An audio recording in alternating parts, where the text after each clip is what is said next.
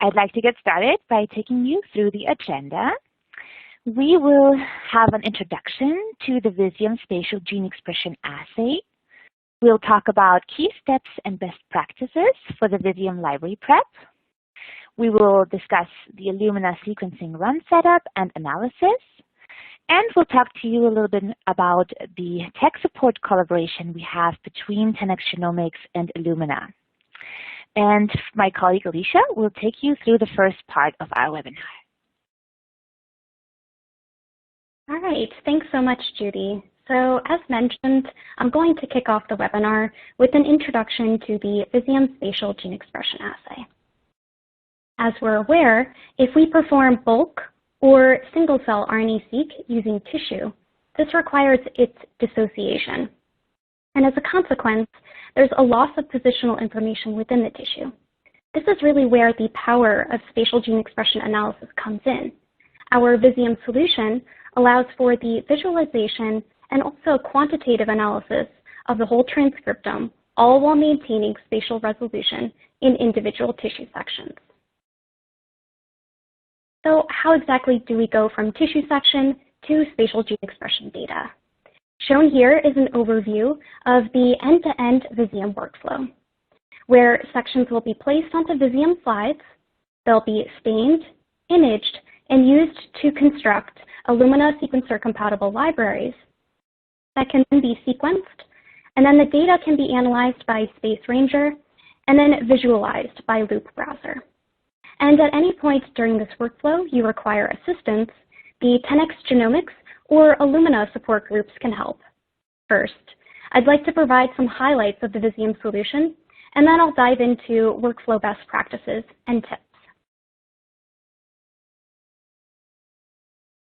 The Visium solution that we'll be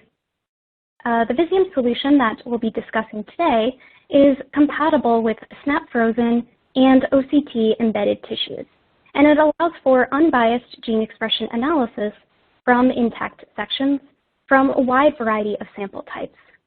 The sample types we've tested in-house are cataloged in our optimized tissue list, which is posted on the support site, and I've linked above. After generating and sequencing your spatial libraries, the outputs are compatible with our free turnkey and visualization software. And this really allows you to begin analyzing your data and unraveling the biological architecture in normal and diseased tissues. The ability to generate spatial gene expression data is enabled in large part via the Visium Spatial Gene Expression slide. The slide is comprised of 6.5 by 6.5 millimeter capture areas that have about 5,000 barcoded spots. These spots are 55 microns in diameter and are comprised of millions of oligos that contain a partial read 1, spatial barcode, UMI, and poly-DT VN sequence. Together, these features allow for poly-A mRNA capture that can then be reverse transcribed and generated into Illumina-compatible library molecules. These molecules can be counted by their UMIs and then mapped back to discrete regions of the tissue using that spatial barcode. So how exactly is this slide utilized during the workflow? The workflow is broken up into on-slide and off-slide steps. Once the tissue is sectioned, it's placed onto the Visium slide, where the tissue will be methanol fixed, stained, and imaged. Once imaging is complete, the tissue will be permeabilized to release mRNAs. These mRNAs will be captured by the slide oligos and then reverse transcribed. The spatially barcoded CDNA molecules will be recovered from the slide and then quantified, amplified, and then used to generate library molecules. These molecules can then be sequenced and analyzed.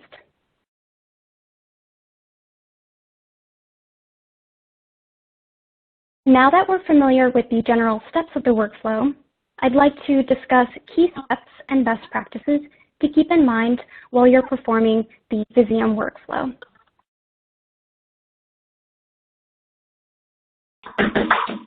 All right.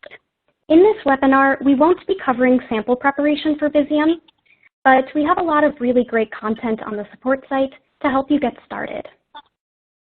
This includes documentation and videos illustrating how to generate your tissue blocks, section and place them onto slides, fix, stain, and image the tissue. And of course, we're always here to answer any questions that may come up. Now, after the tissue has been imaged, you can then begin the Visium user guide steps, where the very first step is to permeabilize your tissue. Tissue permeabilization facilitates the release of mRNAs, which can then be captured by the slide oligos. In order to effectively permeabilize your tissue during the gene expression experiment, the optimal permeabilization time should be determined by performing a tissue optimization, or TO, experiment. The TO should be performed using tissue of the same type, thickness, staining method, composition, and RNA quality as the tissue that will be used for the gene expression experiment. Permeabilization is performed using the permeabilization enzyme. When performing this step, make sure that the enzyme is properly resuspended and then warmed before use. Then, when you're ready to apply it to the tissue, it should be evenly distributed. This can be accomplished by just simply tapping the slide cassette to ensure even coverage. When the tissue is ready to be incubated, make sure to use a compatible thermocycler in conjunction with the thermocycler adapter.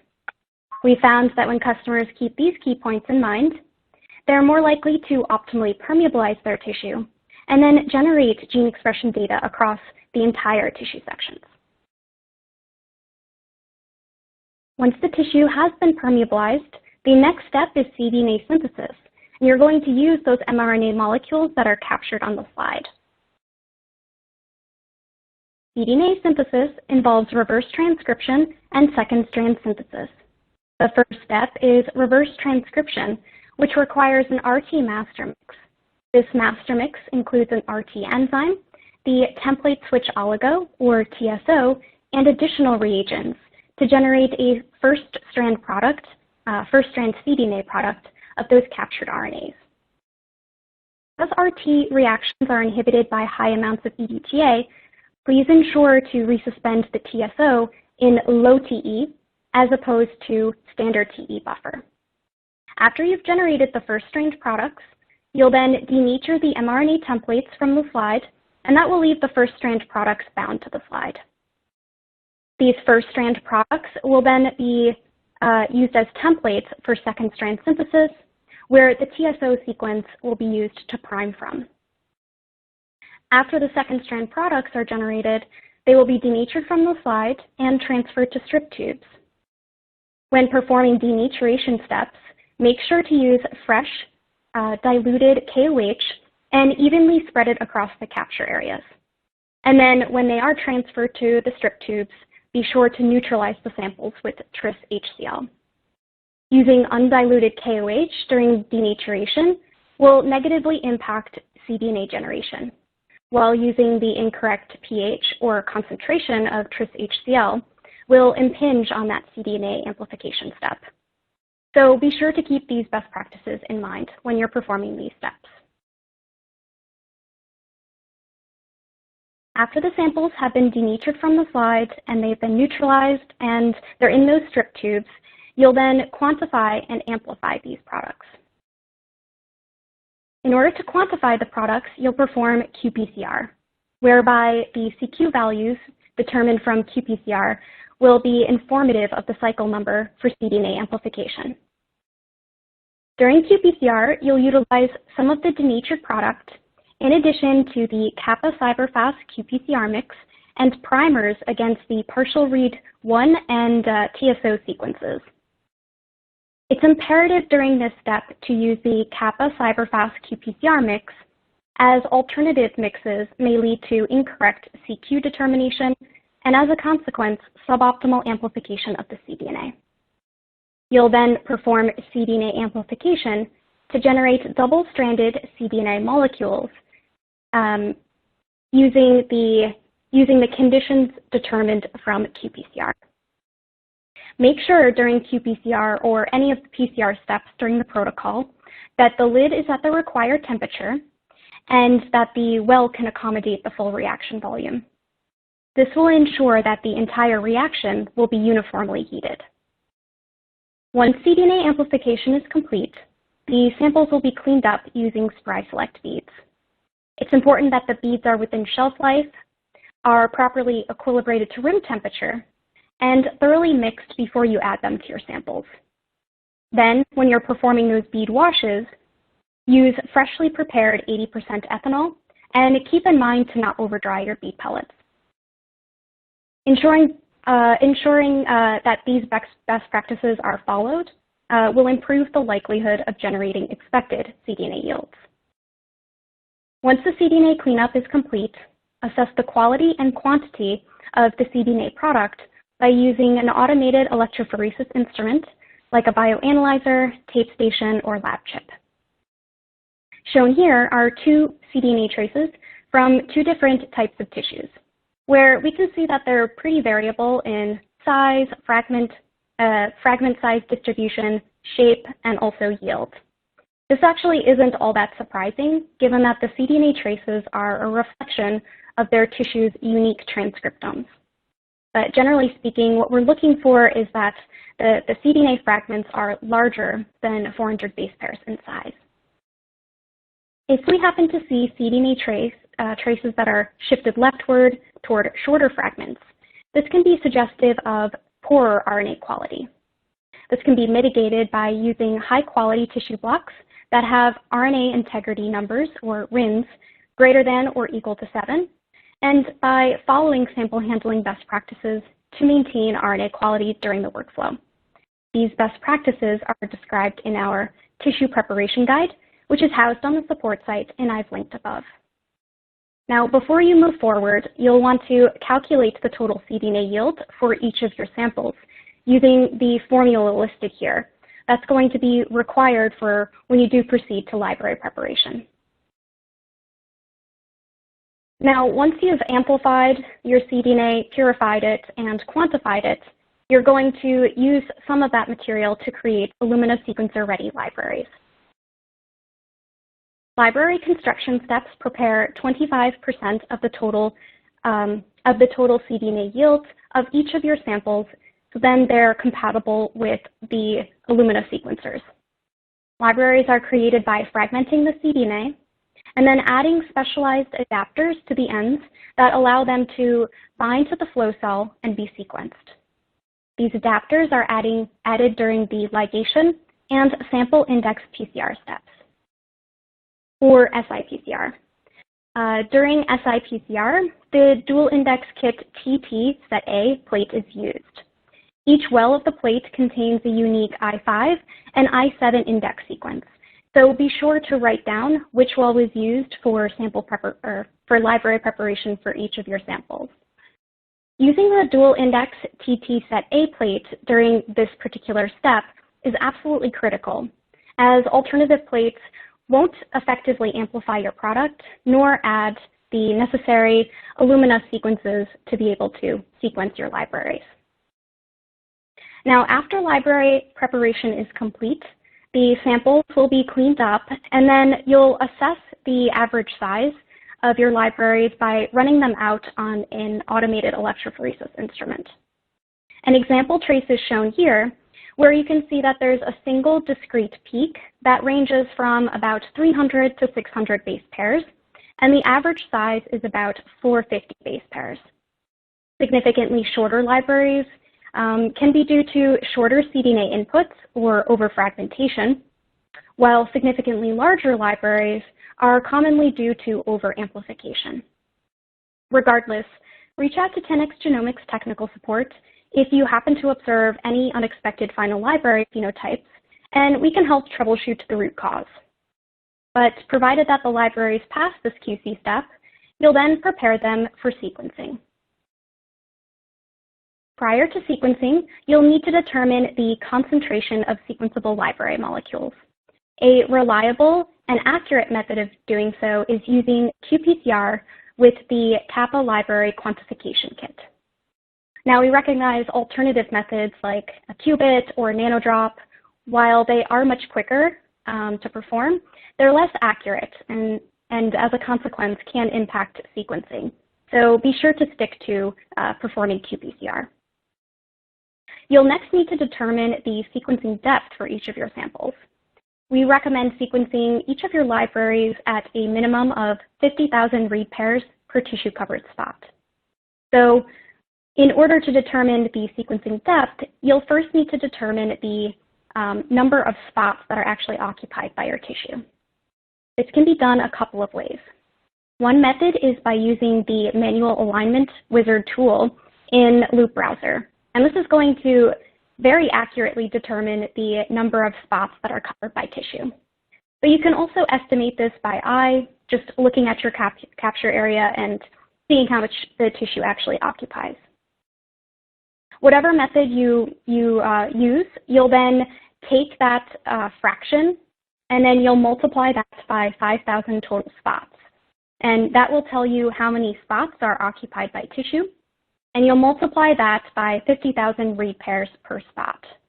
And this will inform you of the minimum sequencing depth for that particular library.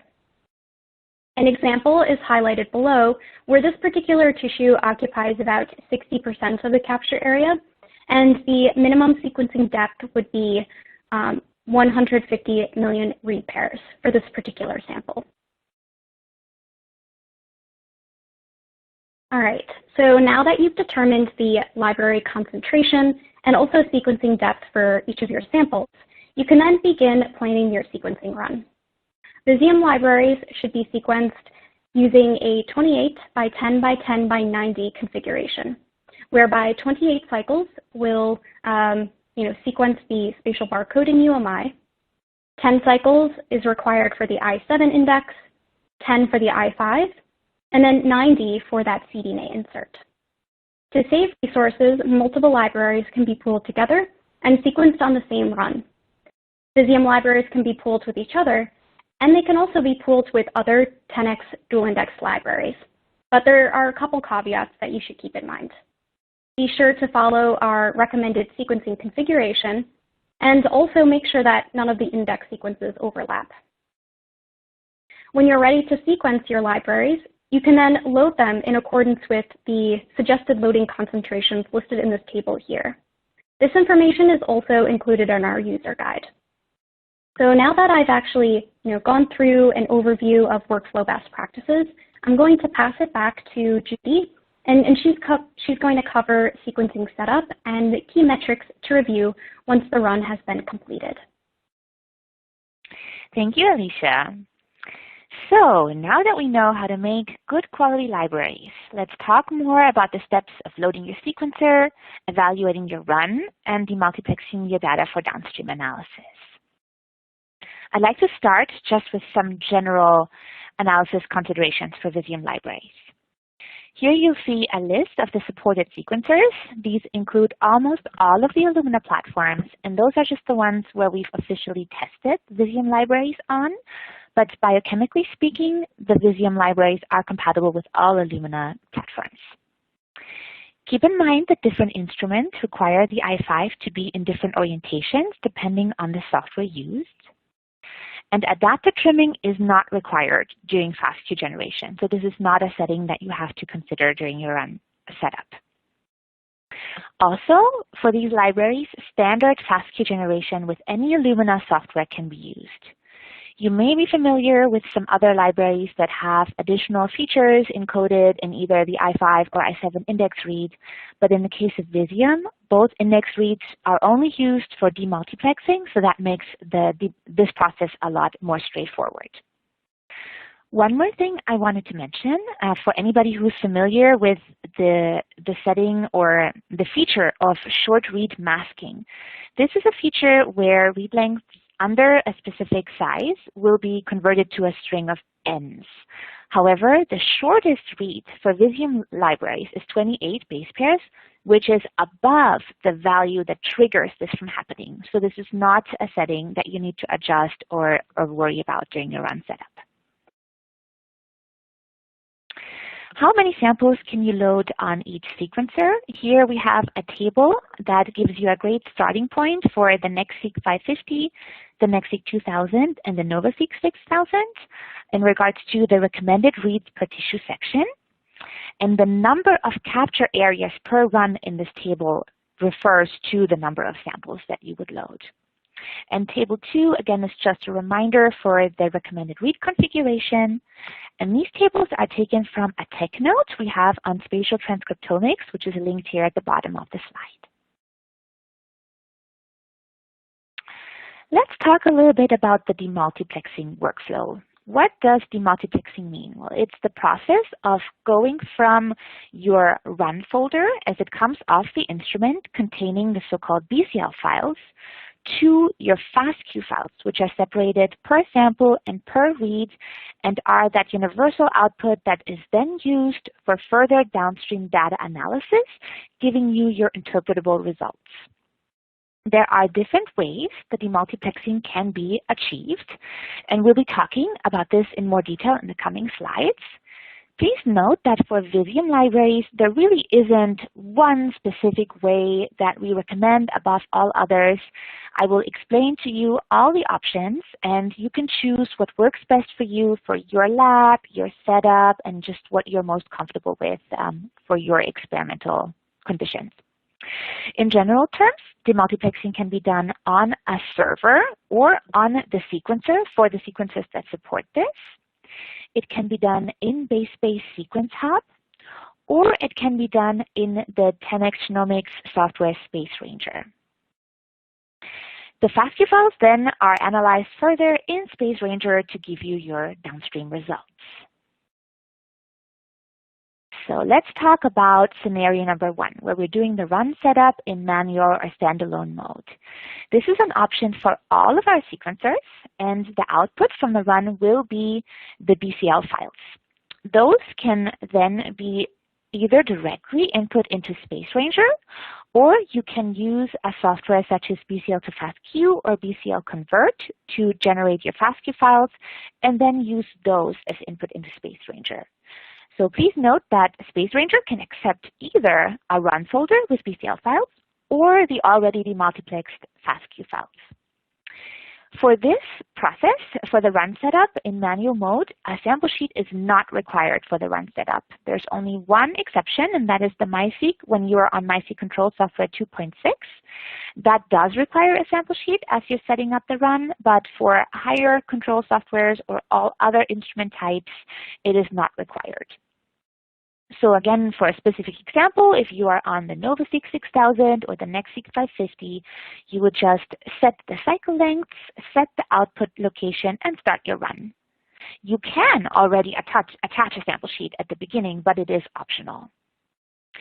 If you are using BCL to FASTQ or BCL Convert, we have some example sample sheets or commands on the 10x support site, and there is a link here at the bottom of the slide.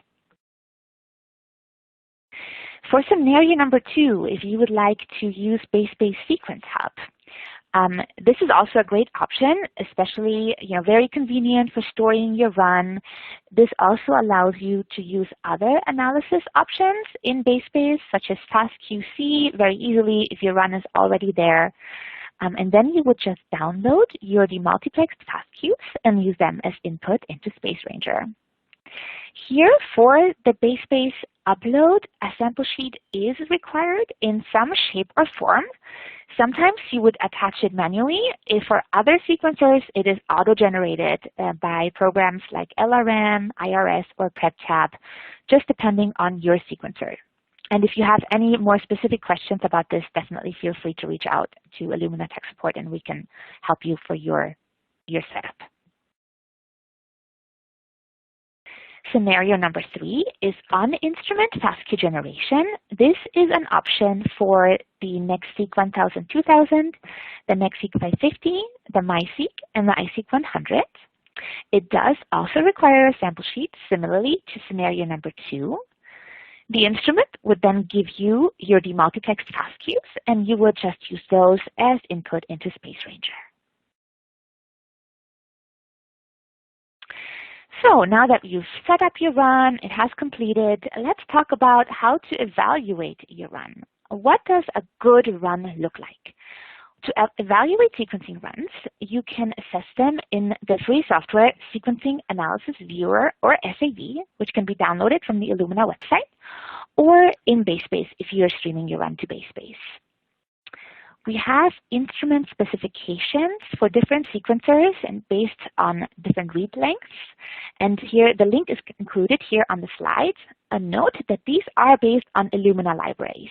So the output from your Visium libraries might look a little bit different. But I'll tell you exactly what metrics we can assess to check how your run looks. Those include the total data output in gigabases, the percent Q30, or percent of bases called with a quality score of 30 or higher, the cluster's passing filter, and the percent aligned metric. This refers to PHYX, so this would only be available if you are spiking PHYX in with your run, which is optional. So I will show you two specific examples, and these two runs are actually present in BaseSpace Sequence Hub under our demo data. They can be downloaded and viewed in SAV, and there are details on how to do this at the bottom of the slide. Our first example is Visium sequenced on the NextSeq 2000, and here we are in SAV under the Analysis tab, and I'd like to start by just explaining what we're seeing, what do these different tabs mean here. So number one is our flow cell chart, which shows the color-coded metrics per tile for the entire flow cell.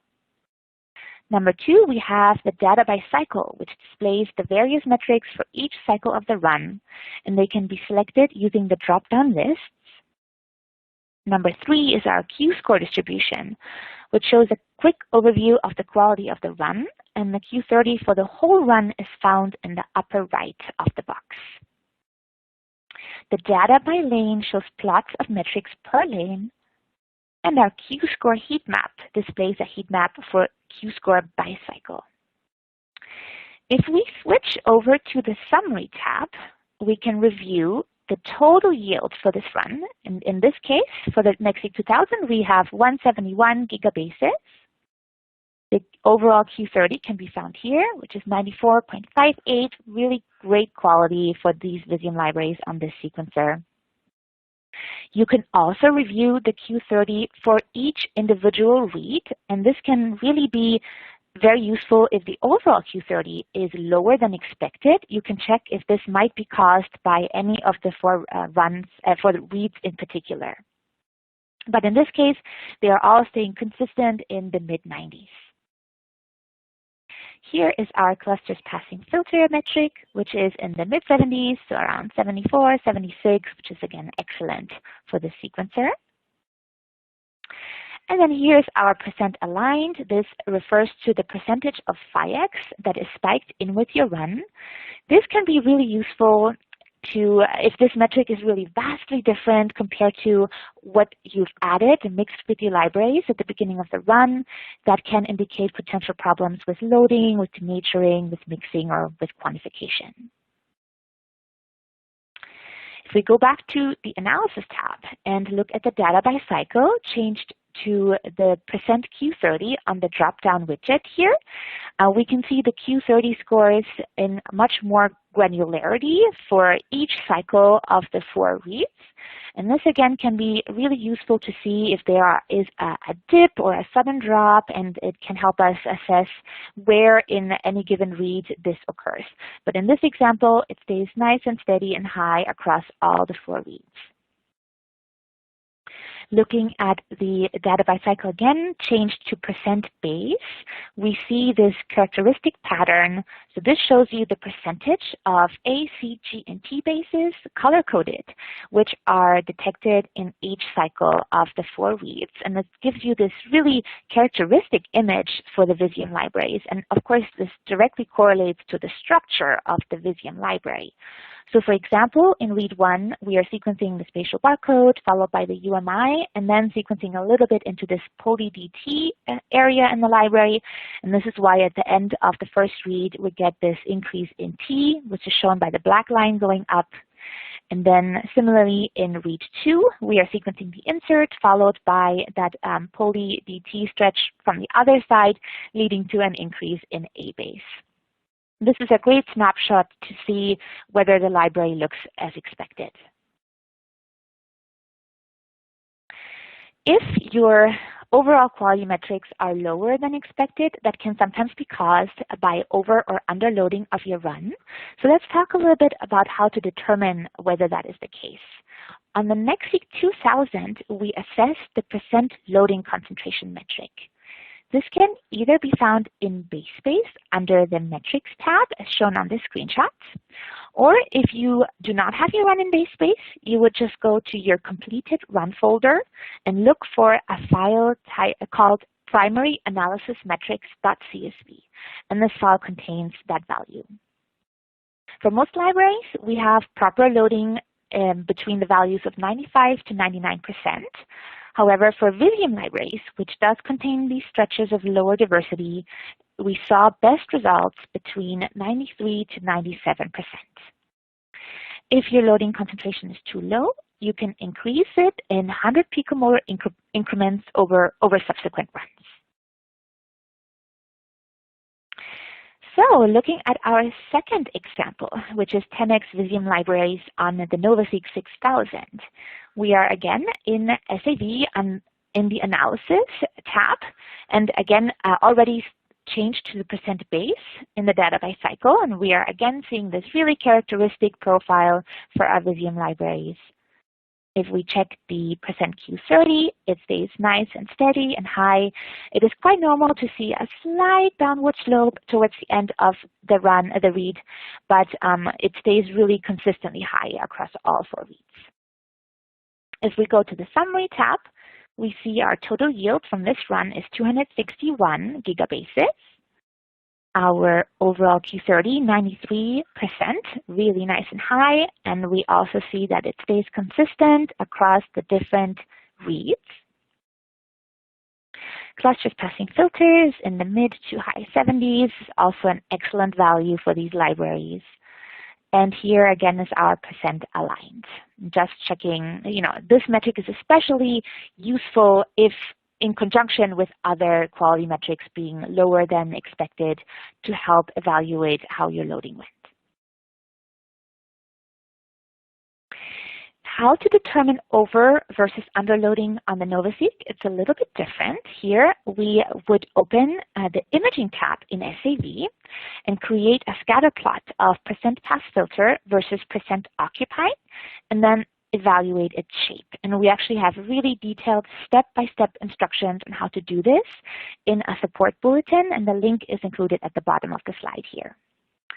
If you see an oval shape, that, like shown here in the picture, that shows you optimal loading. Underloading generally shows a diagonal line versus overloaded runs give us a vertical line.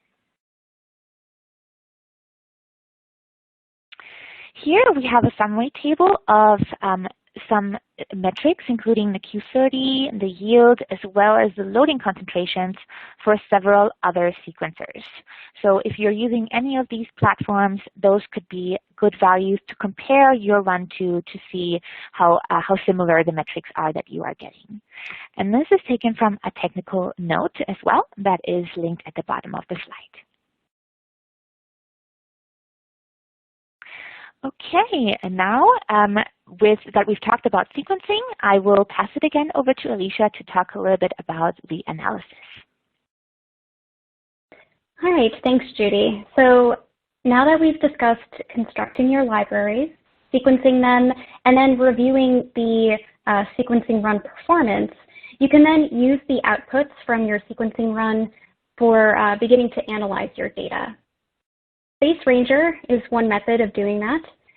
Space Ranger is a set of analysis pipelines that can process your Visium data along with a bright field or fluorescent microscope image. The outputs of Space Ranger not only include a loop browser file that allow you to visualize your data, but also web summary files for each of your libraries. The web summary file is the initial point of reference for determining the quality of your Visium libraries. Shown here is an example from one of our public data sets. The web summary file has a summary and analysis tab, but today I'm only going to be highlighting some key metrics from the summary tab, as these metrics allow you to very quickly assess how well the sequencing and workflow performed. In the sequencing tab, in the sequencing section, we see metrics on valid barcodes and the quality scores. We expect these values to be quite high, provided that the RT step and the workflow steps, in addition to the sequencing, performed well. An additional metric that I want to highlight is the reads mapped confidently to the transcriptome. We expect this metric to be higher than 30%, provided that the reference, library, and sequencing are all of high quality, and that the read length is correct. The last metric that I'd like to draw attention to is the fraction reads and spots under tissue. We expect to see a high fraction, provided that the tissue has been efficiently permeabilized, the correct image and rotation is used, and proper tissue selection was performed. So how exactly should you assess this? Well, first, assess whether the entire tissue section has been marked as tissue. In this example here, it shows that the tissue section is being labeled as tissue because it's colored blue. If it hasn't, and you notice some parts of the tissue hasn't been detected, you can go back to loop and then manually select those spots. Next, you'll want to assess the alignment performance.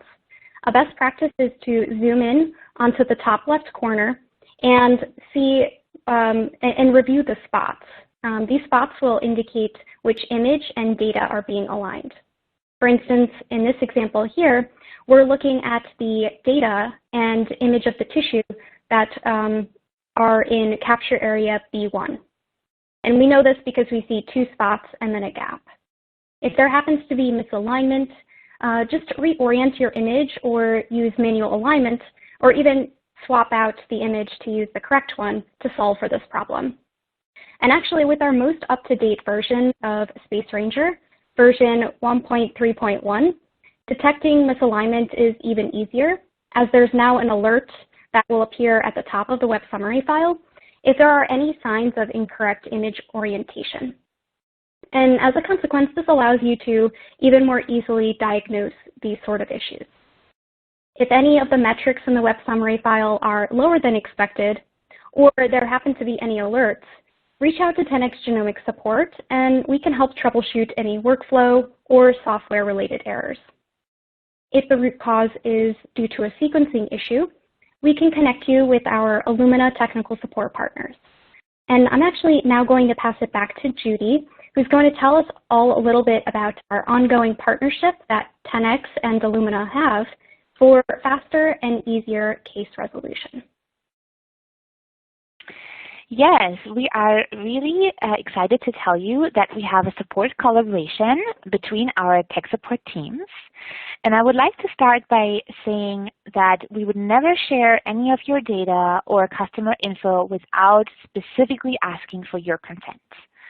However, we really want to bring you this collaboration to reduce effort on your side.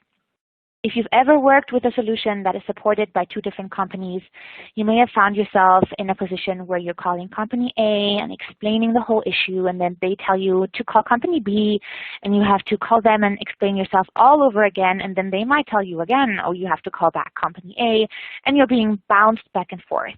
That's really what we want to remove and where we want to help by, you only have to call one of us, you explain the situation, we will collaborate to determine the root cause and then get you a much faster and easier case resolution.